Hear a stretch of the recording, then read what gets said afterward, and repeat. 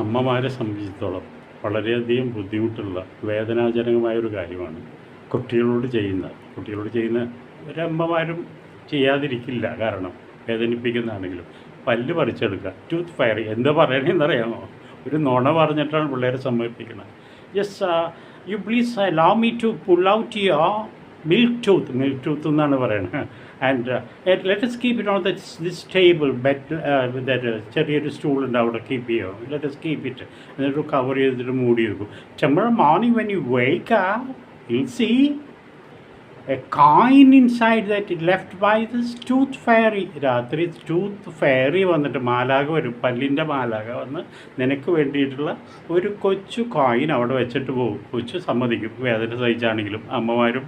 പക്ഷേ അന്നത്തെ കാലത്ത് അമ്മമാരിങ്ങനെ ചെയ്തിരുന്നെങ്കിലും പിൽക്കാലത്ത് പിള്ളേർ വലുതായി കഴിഞ്ഞിട്ട് അവരുടെ പല്ലൊക്കെ ഇങ്ങനെ പൊന്തി ബക്ക് ടൂത്തായിട്ട് നടക്കുന്നതിൽ എത്രയോ നല്ലതാണ് അന്ന് ചെറുപ്പത്തിലെ പല്ല് ഇളകി കഴിയുമ്പോൾ തന്നെ, മിൽക്ക് ടൂത്ത് ആയി കഴിയുമ്പോൾ തന്നെ ഇളക്കി കളയുന്നത്. എത്ര മനോഹരം അല്ലേ?